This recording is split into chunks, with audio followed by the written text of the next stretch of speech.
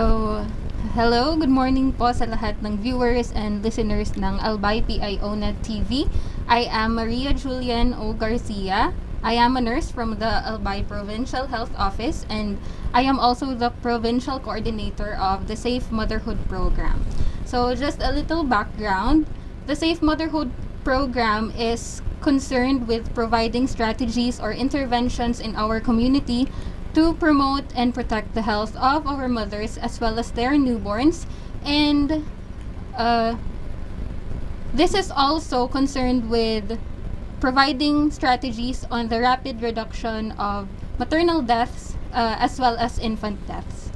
So this is just gonna be a very quick talk about the things that couples should consider before getting pregnant and during pregnancy. So, this is more on maternal health. Ayan. So, this month of March, as we know, is very special kasi we are celebrating the National Women's Month. And this coming March 10, we will also be celebrating the Araw ng Mga Buntis. This is pursuant to Presidential Proclamation number 569 series of 2004. So, ayun. So, ang aim natin dito sa Araw ng Mga Buntis is to educate women on pregnancy-related issues and as well as on the importance of prenatal check-up in the prevention of maternal deaths. So actually, happening right now at the Albay Astrodome is an advanced celebration of the Araw ng Mga Buntis. So we are having the Buntis Day 2024. The proponent is the Bicol Regional Hospital and Medical Center OB-GYN Department, in partnership, of course, with the provincial government of Albay through the Provincial Health Office, as well as the Philippine Obstetrical and Gynecologic Society Albay Chapter. So, what's happening there right now is meron pong simultaneous prenatal check-up, which is being given by OB specialists from POGS. And also, there are health talks being provided by doctors of the BRHMC regarding the 7 healthy habits. So, ayun, pinopromote po talaga natin ang health ng mga kababaihan, lalong-lalo na po yung mga would-be mothers. So, I have here a very significant number. Yan. 136.27. So, what are these numbers all about?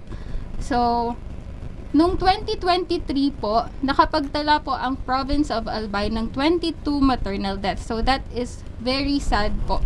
The 136.27 is the maternal mortality rate of Albay for the 2023. So, ang target po talaga natin ay hindi na po sana siya tataas ng 70 deaths per 100,000 live births. So, napakalayo po ng agwat. 70 yung target. We are at 136.27.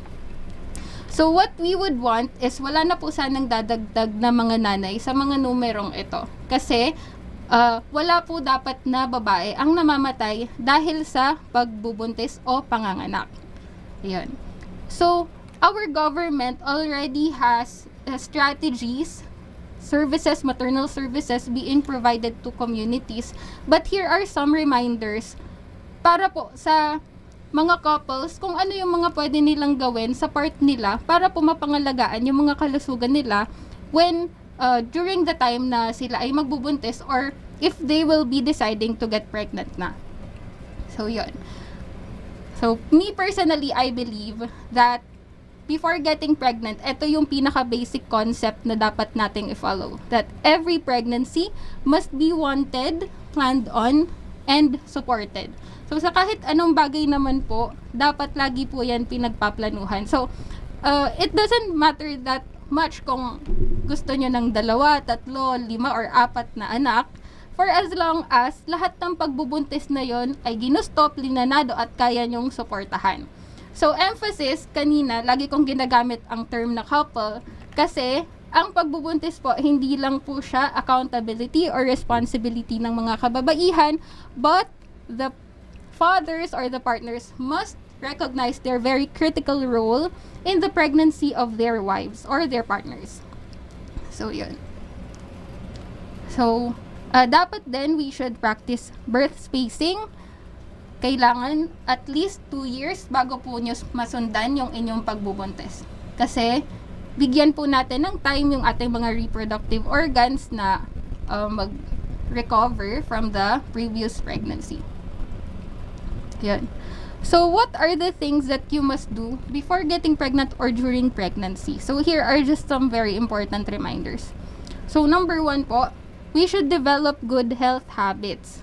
So, bago pa po kayo mag-decide na mabubuntis, dapat ay meron na po kayong good health practices. Kasi, sadly, sa mga naitala naming data for the year 2023, most of the deaths are women with comorbidity. So, meaning, meron na po silang existing na mga sakit. Like, example, pneumonia, tuberculosis. So, meron naman po tayong mga pwedeng gawin upang ma-prevent yung mga ganitong cases. First is, of course, to avoid harmful substances. So, what are these common harmful substances? Number 1, tobacco smoking.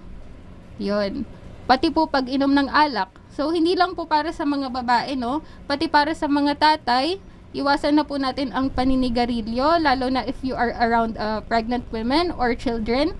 Kasi second-hand smoke, as we know, is also very dangerous for your family and for the other members of the community.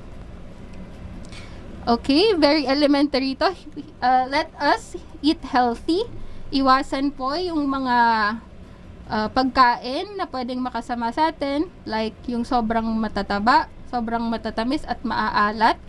So, the very common conditions of pregnant women is gestational diabetes or yung tinatawag natin na eclampsia, which is related to having high blood pressure during pregnancy. So, yung eclampsia po, ito yung second leading cause ng maternal deaths natin dito sa Albay. So, number 1 po is hemorrhage. Then, we would also like to emphasize that we should get enough rest, whether it be physical or mental. Kailangan po natin na pahingahan ng ating mga katawan. So, wag natin i-overuse yung ating mga bodies. Then, exercise regularly. And, ito po ay isa sa pinaka-importante and gusto kong i-emphasize, dapat mag-develop po tayo ng responsible health-seeking behavior. Kasi, hindi naman po ninyo matatanggap yung mga serbisyong ito kung kayo po mismo ay ayaw nyo pong sumangguni sa mga health center or hindi po kayo proactive na nagpapa-check up, lalo na kung may mga nararamdaman. So, wag na po natin hintayin na malala na yung ating mga karamdaman bago po tayo magpa-check up sa mga healthcare professional. Kasi mas mahirap na pong gamutin ang mga sakit kapag malala na po sila. So, second po is this one, have your prenatal check-up. So, prenatal check-up, ito po yung check-up na ginagawa para sa mga buntis. So, what are the things that you would expect during prenatal check-up? Reminder po pala, as early as the time na ma-realize nyo na na-miss nyo na yung regla nyo, you should already proceed to your nearest health center para ma-confirm kung kayo po ay buntis. So, ideally, hindi dapat bababa sa 4 na prenatal check-up ang matanggap ng mga buntis. So, you should have at least 1 check-up on your first trimester, that is the first 3 months of your pregnancy. Then, you should have at least 1 check-up during your second trimester, that is 4 to 6 months of your pregnancy. Then, at least 2 check-up during your 7 to 9th month of your pregnancy. But, hindi naman po limited sa 4 lang. Mas maganda po kung buwan-buwan po kayong magpapa-check up kapag alam nyo na po na buntis na kayo. And during your check-ups naman, ito po yung mga mangyayari. Like, we have the screening.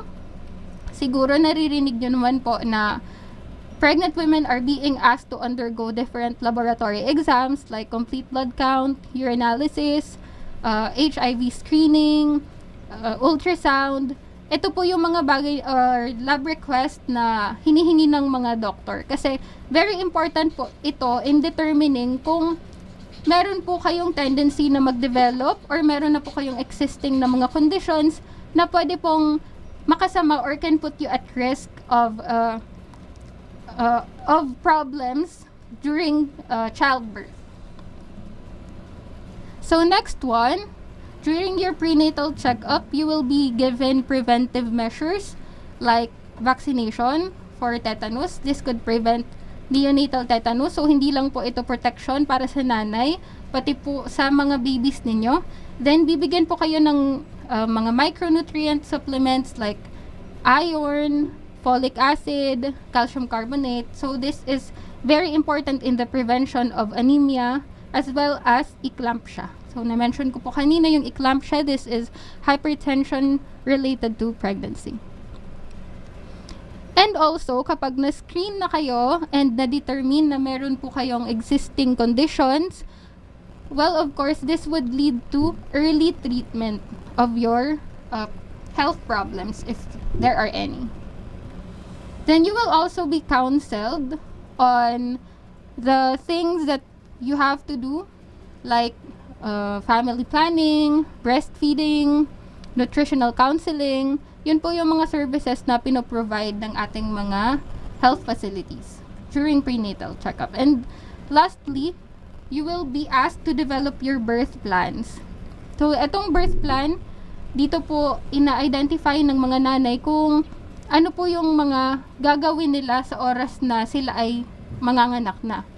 Like, they will already take note of what facility or where they will be delivering, kung sino yung maghahatid sa kanila, sino yung kasama sa ospital, ano yung transportation nila. So, kailangan talaga preparedness. And they will also be listing the things that they will be bringing to the hospital, things like that. And identify din kung sino na yung healthcare professional na magpapaanak sa kanila. And kung halimbawa, in cases that they will be needing blood transfusion, meron na din dapat silang list of the possible donors that they can provide in case na hingian ng donors for blood transfusion. So thirdly, we are highly advising pregnant women to give birth in a birthing facility, and the delivery should be attended by a skilled health professional such as nurses, midwives, or doctors. So, please po, wag nyo na pong isipin na manganganak kayo sa bahay kasi napakadelikado na po sa panahon ngayon. Kasi wala naman po kayong mga emergency equipment sa inyong mga bahay, and sino po ba yung magpapaanak sa inyo? Hindi naman po pwedeng si mister or yung kapitbahay nyo. So, in order to take care of yourself, sa birthing facility po talaga kayo manganak. So, what are these birthing facilities? Ayun, we have our lying-ins and birthing homes. So, available naman po to sa mga LGUs natin dito sa Albay. Kaya, dapat, as early as your first trimester, ma-identify nyo na kung saan po kayo manganganak. And also, we have our hospitals.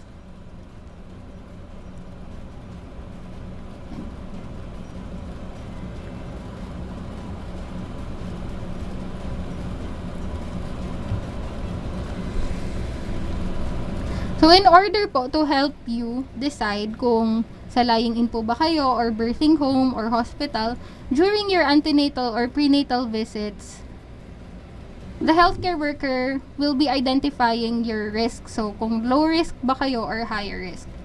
So, once na na-identify na high risk pregnant po kayo, we highly encourage that you give birth in hospitals. Kasi, mas meron po doon mga life-saving equipments na pwede po sa inyong ma-provide in case po na magkaroon po ng problema during delivery. So, how do you identify if you are high risk? So, ito po yung mga tip. Though, sasabihin naman po talaga ito sa inyo during your prenatal visit. Number 1, if this is your first pregnancy. So, para po sa mga tinatawag nating preemie. Then, if this is your 5th pregnancy and above, yan, kung medyo nakarami na po kayo ng pagbubuntis, dapat sa hospital na po kayo. Then, if your age is less than 20 years old, or to simply speak, if you are a teenager, please give birth in a hospital. Or if you are already 35 years old and above. Then, of course, if you have developed a medical condition anytime during your pregnancy, say for example, you have undergone blood glucose screening test, and na-identify na meron po kayong diabetes during pregnancy, so you will be considered high risk na po. And for example, na-monitor yung BP nyo na tumataas, uncontrolled, so din-diagnose kayo na meron po kayong eclampsia or hypertension. So, we highly encourage that you give birth in a high-level health facility po.